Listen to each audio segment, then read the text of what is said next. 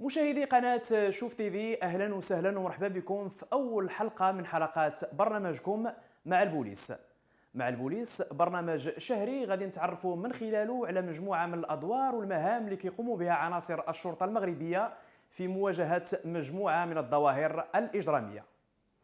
تدخلات، مداهمات وحملات أمنية واعتقالات مباشرة غادي يحاول طاقم البرنامج أنه يرصدها لكم بالصوت والصورة.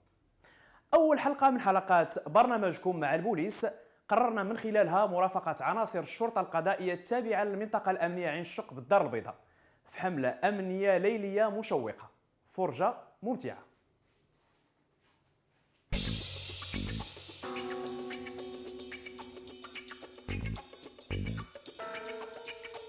قبل مباشرة الحملة الأمنية ديال هذه الليلة، رئيس فرقة الشرطة القضائية التابعة للمنطقة الأمنية عين الشق الحسين حباس كيعقد وكما جرت العادة اجتماع موسع مع العمداء والضباط الأمنيين ديالو من أجل تدارس كافة التدابير والتفاصيل الخاصة بالتدخلات الأمنية ديال هذه الليلة.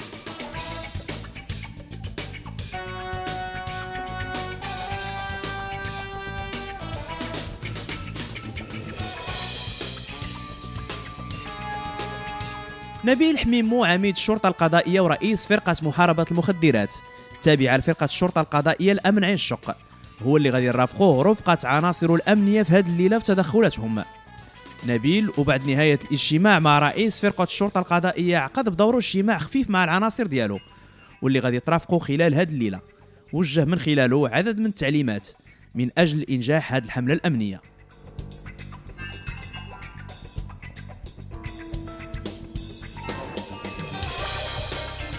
كما كتشوفوا دابا غنديروا انطلاقه ديال العمليات الامنيه مستعنين بها بالعناصر المدنيه اللي بالرفقه ديالنا، كذلك الدراجيين، من اجل محاربه جميع الظواهر اللي كتمس بالامن ديال المواطنين وبالممتلكات ديالهم.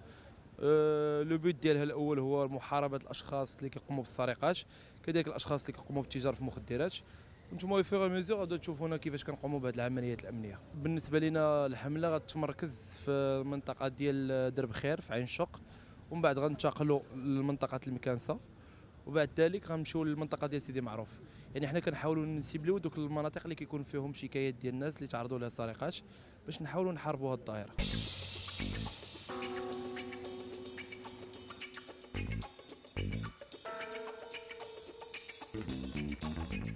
انطلقنا مع رجال نبيل حميمو في اتجاه اول منطقه غادي تشملها الحمله الامنيه ديالو هذه الليله، واللي غادي نبداوها لكم من درب الخير بعين الشق. عين الشق من 655 لان كذلك في اطار العمليات الامنيه رفقه الدراجيين والعناصر الا كانت شي ضحيه ديال السرقه شعرونا على الفور او شي تدخل باش ننتقلوا ليه. عناصر امن عين الشق صالت وجالت في مختلف شوارع وازقات درب الخير، والحدود الساعه الامور هانيه بهذه المنطقه.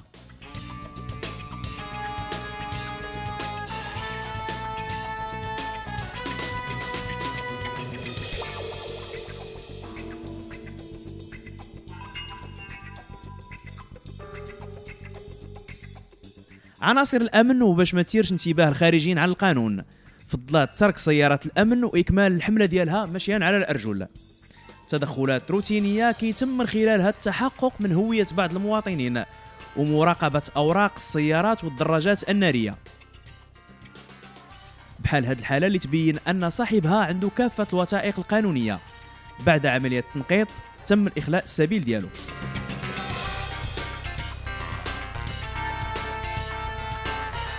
عناصر العميد حميمو توصلوا بعد ذلك بإخبارية بتوقيف فرقة الدراجين لشخصين على متن دراجة نارية ما عندهمش الأوراق وما هازينش معهم البطائق الوطنية ديالهم.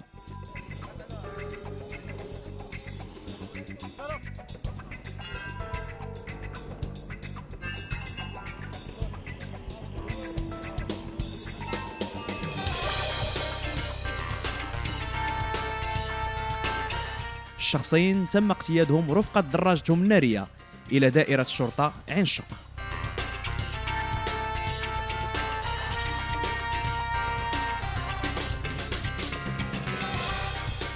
دونك كيما شفتوا هذا التدخل الاخر اللي درنا دابا، جوج ديال الاشخاص على متن واحد الدراجه ناريه، انعدام كل الوثائق، كذلك ما كيتوفرش على البطائق الوطنيه ديالهم. اذا غنتاكدوا من الهويه ديالهم، تاكدوا بان ديك الدراجه الناريه واش كتبقى من شي مسروق، واش مسروقه ولا لا. ومن بعد الا كانت الدراجه الناريه الوثائق ديالها سليمه، غتحرر في حقهم مخالفه ديال انعدام الخوضه، كذلك عدم تقديم الوثائق في الوقت ديالهم.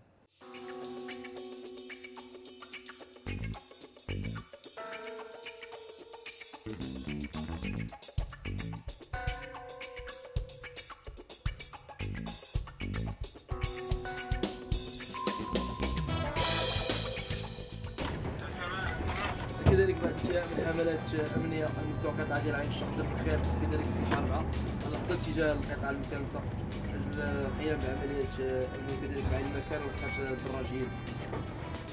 هذه العشرة ديال الليل، طاقم برنامج مع البوليس باقي مرافق عناصر شرطة مكافحة المخدرات ديال عين الشق، واللي توجهنا معاهم لمنطقة المكنسة اللي كتعتبر واحدة من النقط السوداء بقطاع عين الشق.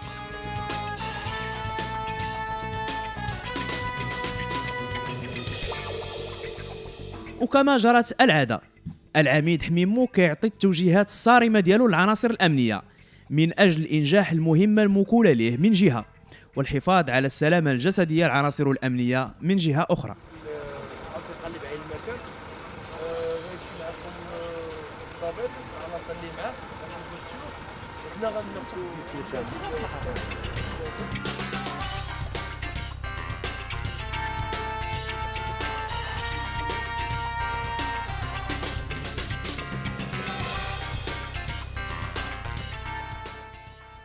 هنا الدورية الأمنية أثار الانتباه ديالها هاد الشباب،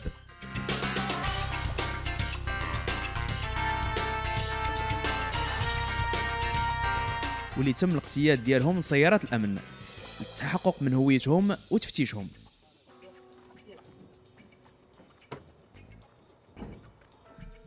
دائما بمنطقة المكنسة تم توقيف عنصرين بواحد من الأزقة الخطيرة بهذا الحي، وبعد عملية الجص الوقائي تم العثور بحوزتهم على هواتف نقالة وعدد من بطاريات الشحن، بالإضافة إلى دراجة نارية يعتقد أنهم كينفذوا عمليات السرقة بها.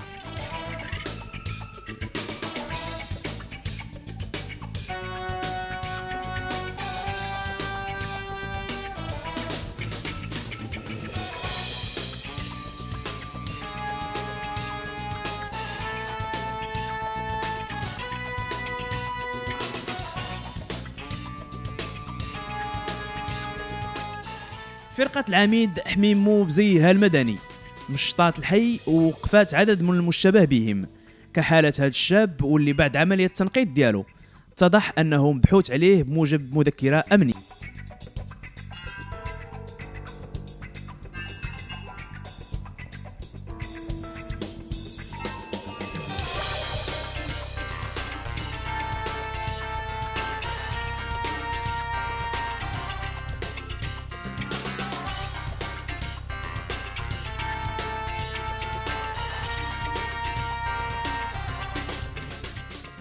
هنا قمنا بواحد العمليات امنيه على مد الارجل، كذلك الدراجيين وجهناهم باش ينكادغيو لو سيكتور كامل ويحاولوا يعملوا على ايقاف اكثر عدد ديال الاشخاص المشبوهين فيهم. كما شفتوا العمليات الامنيه كانت على الارجل بالقطاع ديال المكنسه. بعد حملة أمنية موفقة، العناصر الأمنية غادرت منطقة المكنسة في اتجاه المنطقة الأمنية عين الشق من أجل تسليم الموقوفين ومباشرة عملية البحث معهم والتدقيق في هويتهم وجرد المحجوزات. عندنا دو تليفون سامسونج، سمارتفون، نوكيا، شحال ولا طافي و3 باط. العملية دونك بالنسبه للعمليات الامنيه اللي قمنا بها على مستوى القطاع ديال المكنسه، اسفرت عن ايقاف واحد 4 الاشخاص مشبوهين وكذلك ما عندهمش البطائق الوطنيه ديالهم. غنقوموا بالتنقيط ديالهم، نتاكدوا من الهويه ديالهم. كذلك تم ايقاف 2 الاشخاص اخرين على متن واحد الدراجه ناريه من نوع 96 هاد المعنيين بالامر مشبوهين اجل السرقات، ما عندهمش الخودات ديالهم. كذلك السائق لقينا عنده 3 الهواتف نقاله وواحد 4 ديال البطاريات. اذا هاد المعني بالامر كيبقى مشبوه من اجل السرقات. نحاولوا نتاكدوا من المصدر ديال الهواتف النقاله. في حدود منتصف الليل وبعد ما وصلت الموقوفين لكوميسارية عين الشق، عناصر الشرطة القضائية بالمنطقة وفي واحدة من العمليات الناجحة تمكنوا من خلالها توقيف واحد من البزناسه اللي كينشطوا في مجال ترويج الكوكايين على صعيد مدينة الدار البيضاء. وهذا الشيء جا بعد ما نصبوا رجال العميد نبيل حميمو كمين محكم تمكنوا من خلاله الإيقاع بالمروج برفقة سائق تاكسي صغير كيتعتقد أنه شريك ليه. العملية اللي شرف عليها العميد بنفسه وعرفت مقاومة كبيرة من طرف البزناس واللي كان في حالة تخدير.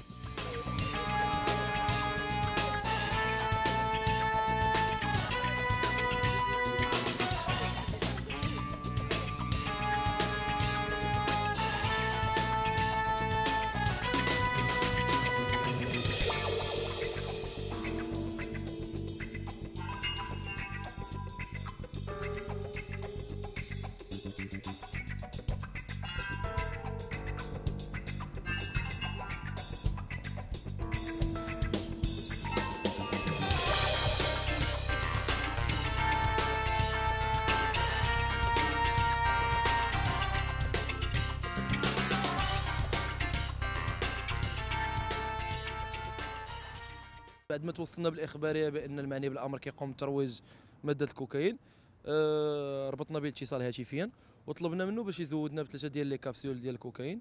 هادشي اللي طرا، ربط بنا الاتصال هنايا في هذا الموقع اللي عملنا على الايقاف ديالو. كان بالرفقه ديالو واحد سائق الاجره. حنا غنتاكدوا واش داك سائق الاجره ان كومبليس ديالو ولا لا. اذا اللحظه راه تم حجز 3 لي كابسول ديال الكوكايين. غناخذوا المعنيه بالامر لمقر المنطقه، كذلك السياره ديال الاجره باش نقلبوها اكثر نشوفوا واش فيها مواد مخدره ام لا. كما شفتوا المعني بالامر ابدا واحد المقاومه شديده، يعني كما كتشوف الشخص اللي غتعمل على الايقاف ديالو في حال التلبس يعني راه غالبا غيقوم بالمقاومه، والادرينالين راك عرفتي راه كتولي عنده واحد القوه اللي شويه خارقه. اذا الحمد لله تمكنا من الايقاف ديالو رغم المقاومه ديالو.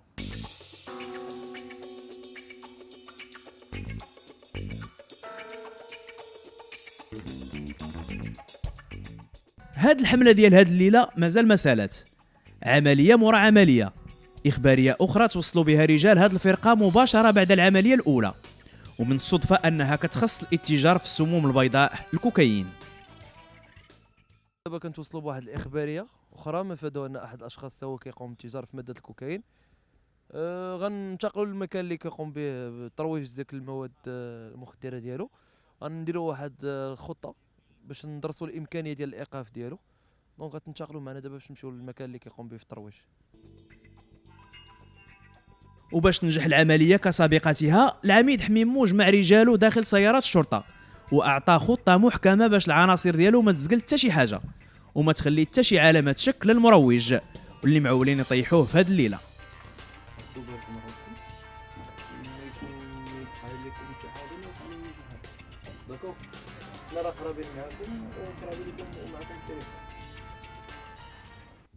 دونك دابا غننتقلوا باش نعملوا على ايقاف هذاك الشخص الثاني يقوم بترويج المخدرات الصلبه.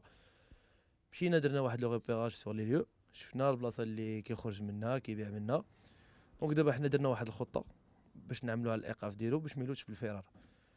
دونك غتنتقلوا معنا دابا وكما غتشوفوا دابا شفتونا حنا دايرين واحد لو بريفينغ هنا في وسط السياره ديال الشرطه، لان حنا قرابين من داك المكان اللي كيقوم به بالترويج باش ما نثيروش الانتباه ونخرجوا برا. يعني يقدر يكون عنده شي مساعد ديالو اللي يقدر يشعروا بالوجود ديالنا. اذا حنا درنا لو بريفينغ ديالنا في السياره ديال الشرطه. فريق عمل مع البوليس قرر انه يرصد لكم بالصوره هذا التدخل بشكل مباشر، تارك لكم حريه التعليق عليه.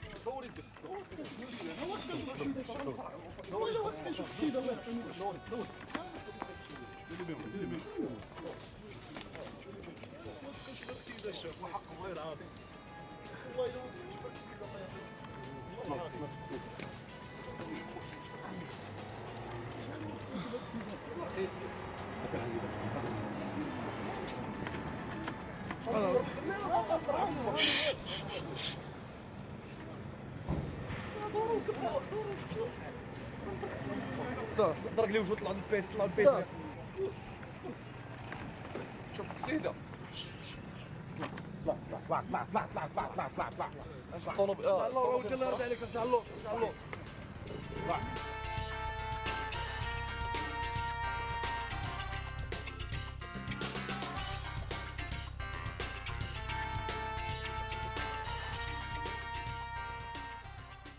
دونك كيما شفتوا العمليه تكلات بالنجاح الحمد لله. تم الايقاف هذاك المروج ديال الكوكايين. كما كتلاحظوا عندنا حجزنا 4 لي كابسول ديال الكوكايين. تم ايقاف 2 الاشخاص. كان واحد الشخص في صدد انه يقتني من عنده واحد الكبسوله.